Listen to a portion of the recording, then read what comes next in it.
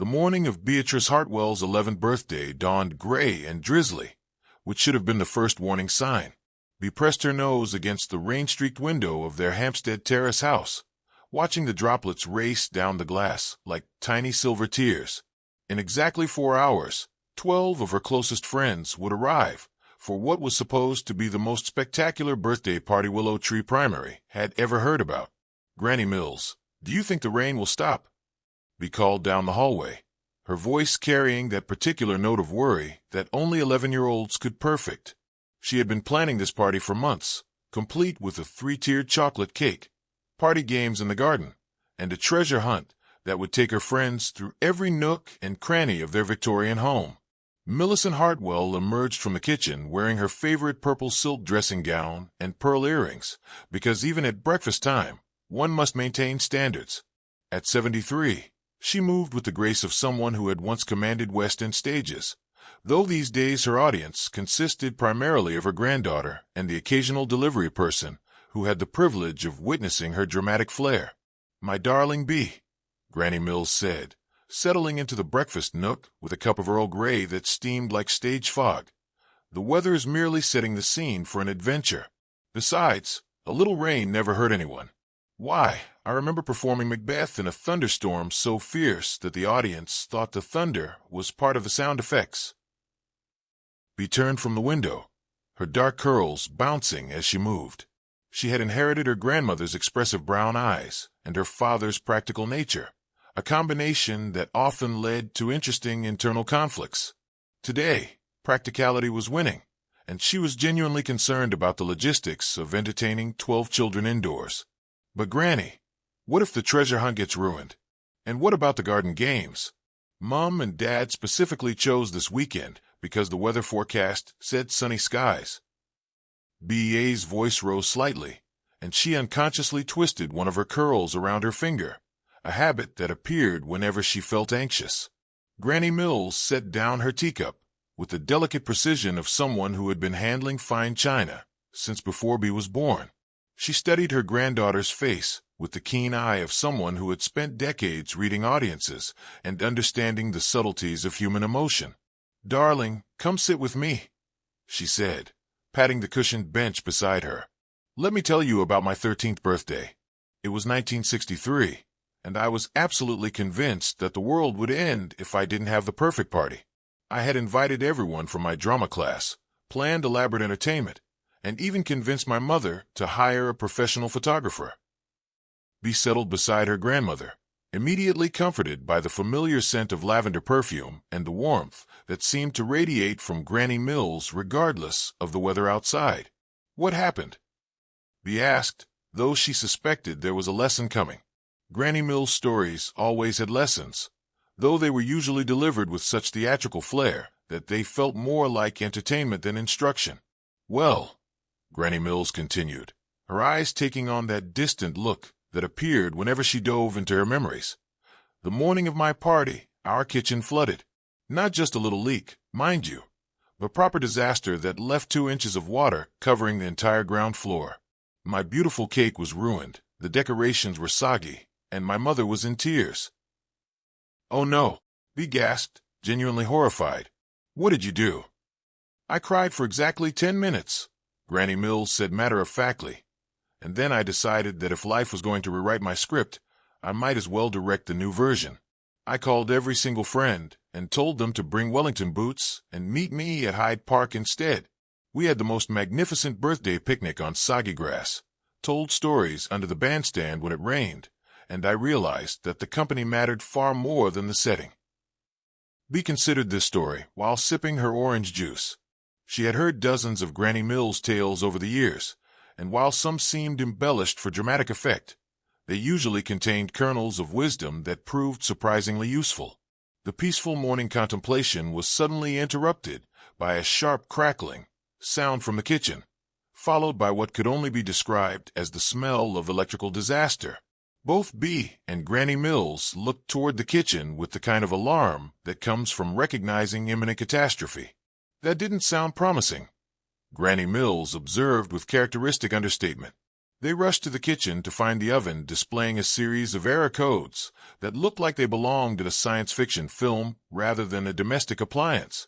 Smoke was seeping from the sealed door, and the temperature display was flashing ominously between error and what appeared to be hieroglyphics. "The cake!"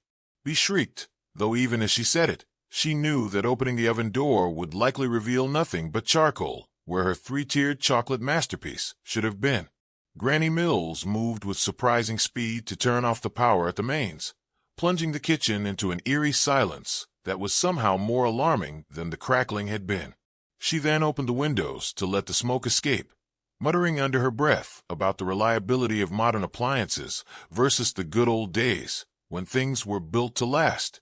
"Well," she announced after surveying the damage, "it appears that your birthday cake has decided to pursue a career in abstract art.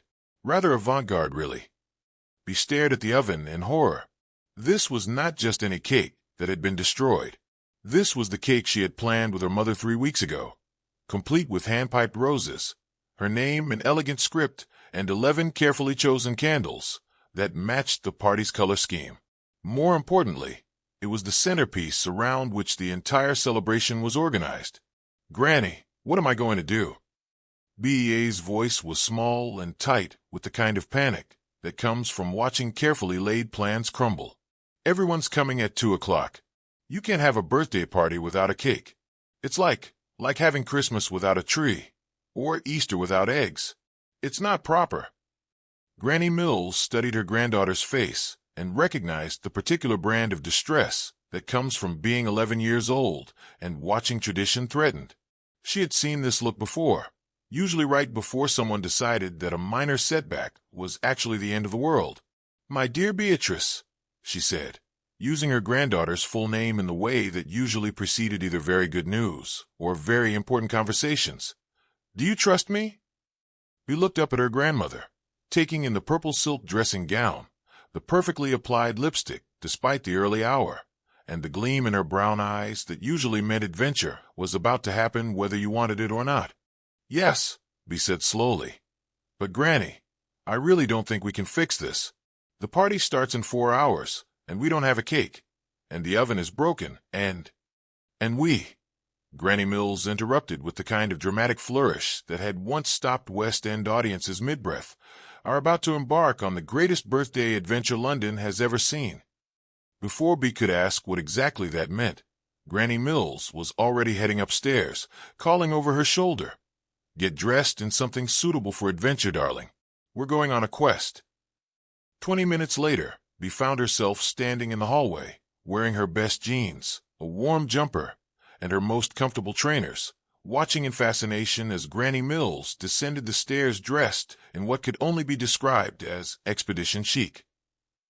She wore tailored trousers, a vintage leather jacket that had probably seen more adventure than most people's entire wardrobes, and ankle boots with just enough heel to maintain dignity while allowing for practical movement. "Right then," Granny Mills announced, consulting a small notebook that seemed to have appeared from nowhere, "I've made some calls, and I have a plan. But first, we need to inform your guests of a slight change in schedule."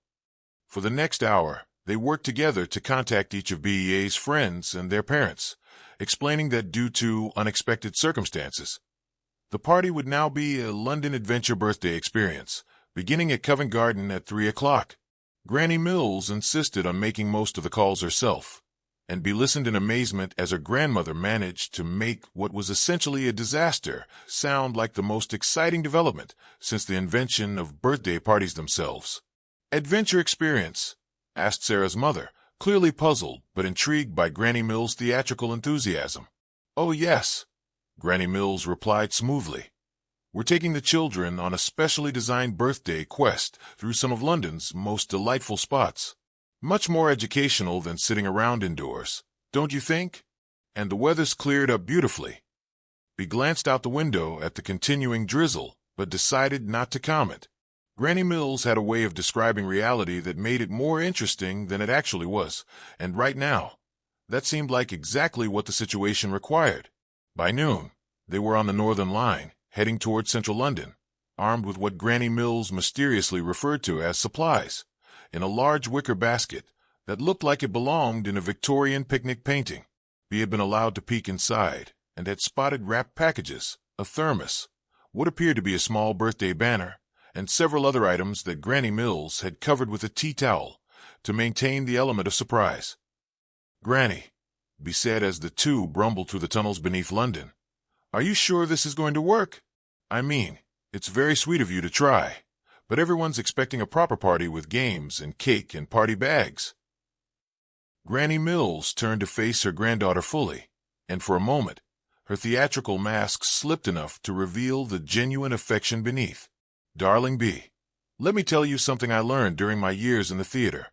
The best performances aren't the ones that go exactly according to script. They're the ones where something unexpected happens, and everyone rises to the occasion and creates something magical together." "But what if it's a disaster?" Bea asked quietly. "What if everyone thinks it's stupid and boring, and they all go home early, and it becomes the worst birthday party anyone's ever had?" "Then," Granny Mills said firmly, "it will be a disaster we created together, and that's infinitely better than a perfect party that anyone could have. Besides," she added with a wink, "have you ever known me to do anything halfway?" This was undeniably true. In BEA's 11 years of experience, Granny Mills had never approached anything with less than complete commitment and theatrical flair. When she made breakfast, it became a production worthy of a cooking show. When she told bedtime stories, she created entire worlds complete with character voices and sound effects. When she decided to reorganize the garden shed, it had somehow turned into a 3-day archaeological expedition that resulted in the discovery of historical artifacts, mostly old gardening tools, and a detailed catalog of their significance. As they emerged from Leicester Square Station into the bustling heart of London, Bea felt her anxiety begin to transform into something that might have been excitement. The rain had indeed stopped, though the sky remained dramatically gray in a way that made the city look like it was posing for a particularly moody photograph. "First stop," Granny Mills announced, consulting her mysterious notebook. "Covent Garden Market. We have a cake to acquire." They wove through the crowds of tourists and street performers, past shops selling everything from handmade soaps to vintage clothing. Bea had been to Covent Garden many times before, but never on a mission, and certainly never following Granny Mills as she navigated the market with the confidence of someone who knew exactly where she was going. They stopped at a small bakery tucked between a bookshop and a vintage jewelry store, where Granny Mills was greeted by a round-faced woman with flour-dusted aprons and arms like someone who spent her days kneading bread. "Millie!" the woman exclaimed, and Bea realized with surprise that her grandmother apparently had friends in every corner of London. "Right on time. I've got your special order ready." "Special order?" Bea whispered, but Granny Mills just smiled mysteriously. What emerged from the bakery's back room was not the elaborate 3-tiered cake that had been destroyed, but something entirely different and somehow perfect. It was a collection of individual cupcakes, each decorated differently with bright flowers, colorful swirls, and tiny edible pearls. They were arranged in a wooden box that looked like a treasure chest, and each one had a small paper flag with a different word written in elegant script. "Happy birthday, dear Beatrice, you are 11 today," Bea read aloud, working her way through the flags. "Granny, how did you?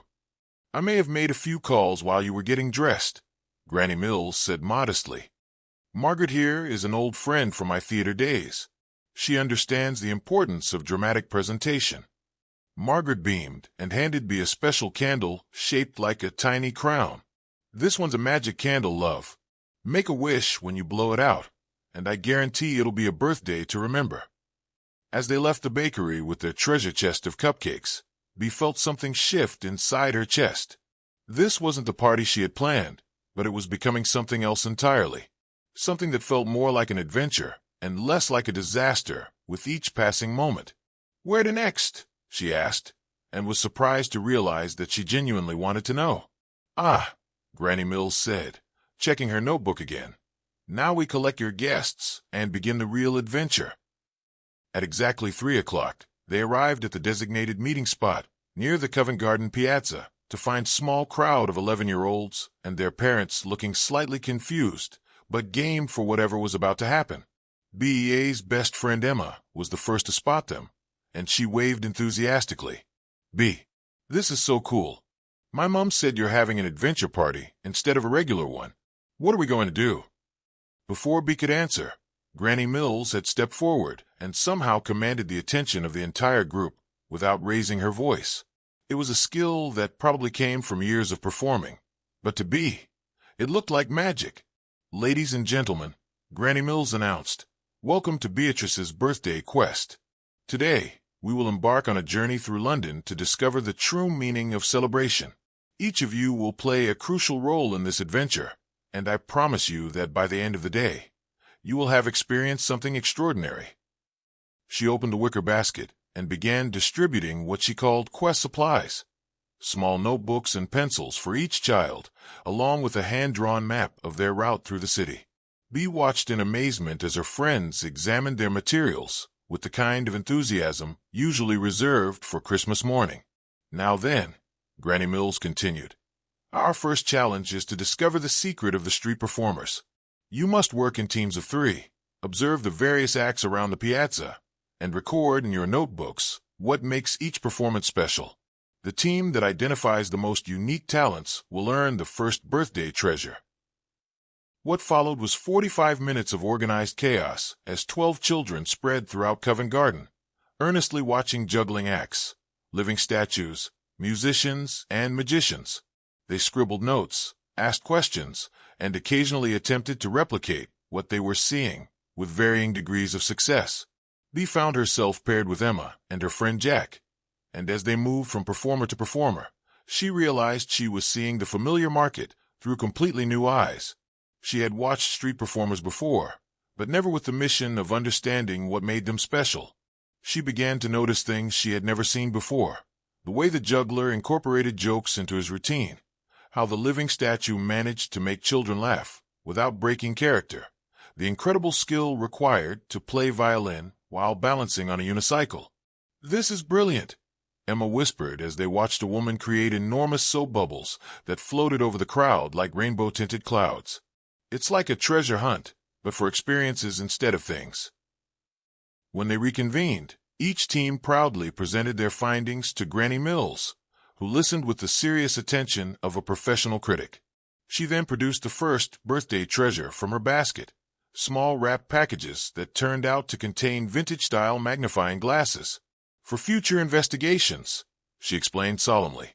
"A true adventurer must always be prepared to examine the details." Their next stop was the National Gallery, where Granny Mills had somehow arranged for a brief private tour focused on paintings that told stories. The museum guide, another of Granny Mills' mysterious network of friends, led them through galleries filled with myths, legends, and historical scenes, challenging the children to identify the stories being told and imagine what might happen next. Bee watched her friends become increasingly engaged, asking questions she had never heard them ask before, making observations that surprised even her. When they reached a painting of a grand birthday feast from the 18th century, the guide asked them to compare it to modern celebrations. "Well," said Tom, one of the quieter boys in BEA's class, "they had fancy clothes and lots of food, like we do, but it looks kind of stiff, like they're not actually having fun, just going through the motions." "Exactly," the guide exclaimed. "What do you think makes a celebration truly joyful?" The answers came in a rush of excited voices. "Being with friends, laughing together, doing something special, making memories." As they left the museum, Granny Mills distributed the second birthday treasure, small sketchbooks with pencils attached by ribbon. "For capturing your own stories," she explained. Their adventure continued through the afternoon, with stops at St. James's Park to feed the ducks, where they had an impromptu lesson on different bird species, a visit to a small bookshop in Cecil Court where the owner let them handle genuinely old books and taught them about the history of printing, and finally to a small cafe where Granny Mills had reserved a private back room for the culmination of their quest. By the time they reached the cafe, the earlier drizzle had given way to late afternoon sunshine that streamed through the windows and made everything look golden. The children were tired but exhilarated, comparing notes in their quest journals and showing off their treasures. Granny Mills disappeared briefly, and returned with the cafe owner, who helped her arrange the cupcakes from their morning bakery visit on a large wooden table. She lit the crown-shaped candle in the center and dimmed the lights. "Now," she announced, "for the final challenge of Beatrice's birthday quest. Each of you has collected observations, sketches, and treasures throughout our adventure. I want you to think about what you've discovered today. Not just what you've seen, but what you've learned about celebration, friendship, and adventure." She handed each child a small piece of paper. "Write down one thing that made today special, something you want Beatrice to remember about this birthday. It can be anything at all, but it must be true." As the children bent over their papers, scribbling earnestly, Bea felt a strange sensation in her chest. This morning, she had been devastated by the loss of her planned party. Now, surrounded by friends who were engaged in something entirely different, but somehow more meaningful than party games, she realized that Granny Mills had been right about adventures. When everyone finished writing, they folded their papers and placed them in a small wooden box that Granny Mills produced from her seemingly endless supply of meaningful objects. "This," she told Bea, "is your real birthday treasure. Whenever you want to remember what made your 11th birthday special, you can read these notes from your friends." They sang "Happy Birthday" with enthusiasm that echoed through the small cafe, and Bea made her wish on the crown candle, looking around at faces that were flushed with excitement and adventure rather than the polite enjoyment of typical party games. As the cupcakes were distributed and eaten, they were, everyone agreed, possibly the best cupcakes ever created. Parents began arriving to collect their children. Each parent was greeted by their child with excited stories about street performers, ancient paintings, and the best birthday quest anyone had ever been on. "Mrs. Hartwell," said Emma's mother as she shook Granny Mills' hand, "I don't know how you organized all this, but Emma hasn't stopped talking about art and adventure since I picked her up. She wants to know if you offer tours for adults." Similar conversations were repeated as each child left, clutching their quest supplies and promising to continue using their observation skills at home. Bea hugged each friend goodbye, feeling genuinely sad to see them go rather than relieved that the party was finally over. When the last guest had departed, Bea and Granny Mills found themselves alone in the cafe's back room, surrounded by the detritus of celebration, empty cupcake papers, pencil shavings from the sketching session, and the comfortable exhaustion that comes after a day of genuine adventure. "Well," Granny Mills said, settling into her chair with the satisfaction of someone who had pulled off a particularly challenging performance, "how do you feel about birthdays without cake?" Bea considered the question seriously. This morning, the idea of a birthday without proper cake had seemed like a catastrophe. Now, she realized that they had actually had cake, just not the kind she had originally planned. "I think," she said slowly, "that maybe the cake isn't the most important part after all." "Oh," Granny Mills raised an eyebrow.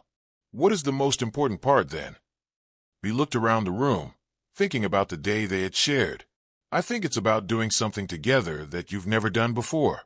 Something that makes everyone feel, I don't know, more awake, like they're part of something special." Granny Mills smiled the kind of smile that reached her eyes and made her look simultaneously ancient and ageless. "My darling Bea, that may be the wisest thing anyone has ever said about celebrations." As they gathered their things and prepared to head home, Bea picked up the wooden box containing her friend's notes about the day. She was tempted to read them immediately, but something told her to wait. These were treasures to be savored, revisited when she needed reminding of what adventure felt like. On the tube ride home, as London flashed past the windows in a blur of lights and tunnels, Bea reflected on how different this day had been from anything she could have imagined. This morning, she had been a girl whose biggest worry was weather ruining her garden games. Tonight, she felt like someone who had discovered that the best adventures often began with disasters. "Granny," she said as they walked from the station toward home, "how did you know it would work? The whole day, I mean. How did you know that everyone would enjoy doing something so different?" Granny Mills considered the question as they turned onto their familiar street, where the evening light made even the ordinary terraced houses look like they were posing for postcards. "I suppose," she said finally, "it's because I've learned that people, children especially, are hungry for experiences that make them feel more alive. Most parties are nice, but they're also quite predictable. Everyone knows exactly what will happen and when. But today, none of you knew what was coming next, so you had to stay present, stay curious. That's what adventure really is, the willingness to be surprised. They reached their front gate, and Bea paused to look back down the street, thinking about all the other houses where children were probably having perfectly ordinary evenings after perfectly ordinary days. For the first time in her life, she felt genuinely grateful for having a grandmother who approached life like it was a theatrical production waiting to happen. "Will you help me plan next year's birthday too?" she asked as they walked up the path to their front door. "Oh, my dear," Granny Mills laughed, fishing for her keys. "I have a feeling that by next year, you'll be perfectly capable of planning your own adventures. But I'll always be available for consultation, naturally." That night, as Bea lay in bed reviewing the day's events, she finally opened the wooden box and read her friend's notes. Each one captured something different about their adventure. "I learned that London has secret stories everywhere if you know how to look." Emma: "Street performers are like real-life wizards." Jack: "Old paintings are like windows into other worlds." Sarah: "The best parties are the ones where you don't know what's going to happen next." Tom: "BEA's grandmom is the coolest adult I've ever met." Lucy: "Reading through all 12 notes, Bea realized that each friend had taken something different from the same shared experience. The traditional parties she had planned would have given everyone the same memories, the same games, the same cake, the same predictable progression from arrival to departure. But today's adventure had created 12 unique experiences within one shared story. She carefully placed the notes back in the wooden box and put it on her bedside table, where she would be able to see it every morning when she woke up. It would serve as a daily reminder that sometimes the best gifts are the ones you never thought to ask for. Downstairs, she could hear Granny Mills moving around in the kitchen, probably making her evening cup of tea and reviewing her performance like an actor after a successful opening night. Bea smiled, thinking about how lucky she was to have someone in her life who understood that birthdays weren't really about cake or presents or perfect planning. They were about marking the passage of time in a way that made you feel more alive, more curious, more connected to the people around you. They were about creating stories worth remembering and experiences worth treasuring. As she drifted off to sleep, Bea was already beginning to imagine what other adventures might be possible. Maybe birthdays were just the beginning. Maybe every day held the potential for quest-worthy experiences if you approached them with the right spirit of curiosity and willingness to be surprised. The last thing she thought before falling asleep was that tomorrow she would start keeping her own adventure journal, recording not just what happened to her, but what she learned from paying attention to the world around her. After all, as Granny Mills had shown her, the most extraordinary adventures often began with the most ordinary disasters. And sometimes, the birthday without cake turned out to be exactly the birthday you needed, even if you didn't know it until it was over.